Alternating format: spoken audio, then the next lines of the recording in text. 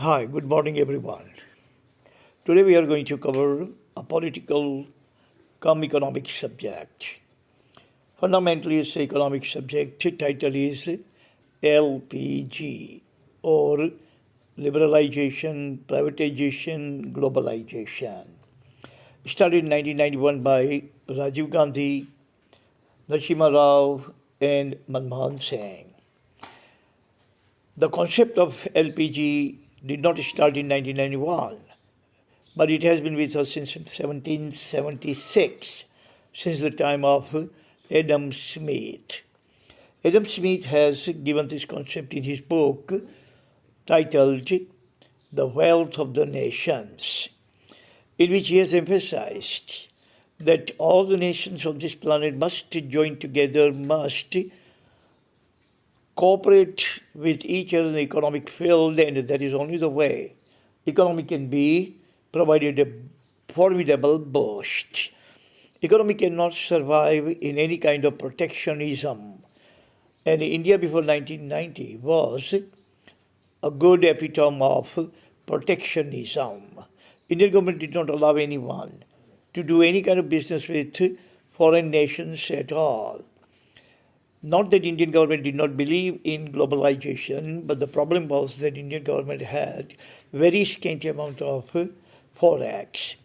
Since forex was scant, Indian government did not allow businesses to indulge in impacts, students to indulge in foreign education, tourists did not indulge in any kind of global tourism, mainly because forex was very scant.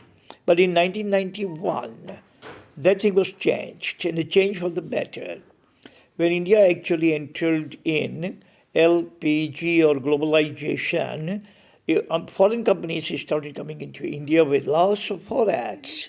And Indian companies also began to move overseas. Nations started business over there and started earning huge amount of forex. India has 140 crore strong consumers, and that is the biggest benefit of foreign companies or MNCs. MNCs always target large populated nations, nations with large demographies, because purchasing power, bigger the market, bigger the consumerism. So every company, every MNCs in the world was actually salivating to usher in Indian markets. And when in 1991, Rajiv Gandhi opened Indian markets, they all ushered in Indian markets because consumerism. Consumers were huge. Demography is burgeoning. And everybody can understand. Even the foggiest minded person can understand.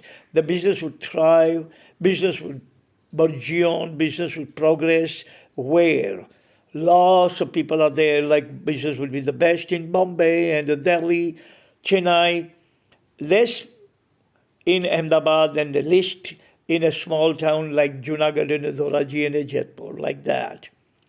So there are 3 points. LPG. L means liberalization, P means privatization, G means globalization. Liberalization, if we elaborate this, means that government actually liberalizes a policy. Business were given all kinds of opportunities, all kinds of government support and a helping hand, no any kind of harsh regulation, no restrictions. Business will provide all kinds of support, all kinds of nitty-gritty supports. All kinds of tidbits of business were given, all kinds of helping hand by the government to do the business locally, globally, and globally. No harsh restrictions, no harsh regulations, no government policy saying no to any business. Everybody can go into business, no license Raj, as Pandit Nehru has said that India has become a license Raj, no license Raj, nothing like that. Liberal, very free, and easy atmosphere to do the business without any kind of laissez-faire, any government intervention, any government policies, or any kind of tax people or government people are looking over your shoulders and visiting and raiding your business and checking your chopras and this and then, nothing like that. Point number two is privatization. Privatization means government allowed every Indian to go into business. Businesses were not centralized, not controlled by government, no license, no any kind of harsh government regulations or restriction to start business. Anybody can start business. All you have to do is to register your company to the registrar, company registrar, industrial register, and you can start a business. Government is going to give you whatever the requisites you need. Government is going to provide you without any kind of hassle, without any kind of problems. This is called privatization. Before 1990, privatization was not in existence. Every single thing was centralized. Every single company was operated by the government. Only handful of companies, or only pinchful of companies were there. The government gave them license, but they were also working with government. Government's restrictions were very harsh. No liberalization, no any kind of free policy.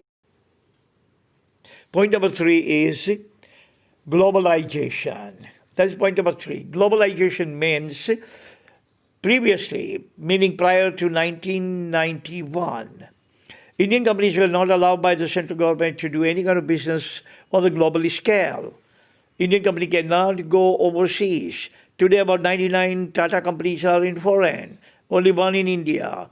About 45 companies of Birla are in foreign countries, only one in India. Today, Reliance, Tata, Birla, Bajaj, all those companies are doing business in all over the world. And all over the world, companies are doing business in India.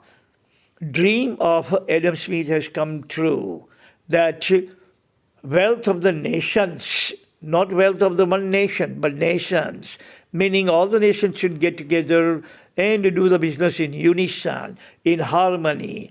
What India needs, America must provide, and what America needs, India must provide. That way, there should not be any kind of shortage of anything, and every market portals will be open for every company. Just in 1940, 3 million Bengalis lost their lives in famine. No ample amount of grains, no ample amount of food was available in 1940. But in the same year, Maharashtra has so much food, grains, that they dump into the ocean and fed to the fish. But since there was no any kind of cooperation between Maharashtra and Bengal, because in 1940, India was not one India, but India was bifurcated and trifurcated, divided into 562 princely states. So Bengal could not buy from Maharashtra, Maharashtra could not sell to Bengal. Today, people don't have to die. No population in the world would ever suffer from any kind of drought or any kind of famine, mainly because globalization. Whatever America needs, Australia can provide, and whatever Australia needs, America can provide. This way, whole world, all the 193 nations of UNO and the rest of the non-member nations have actually become truly genuine, de facto and de jure, Vasudev Kutumbakam. Whole world is one family. Thank you very much for joining me. Tomorrow we're going to talk about something else. Until then, God bless everyone on this planet. Amen.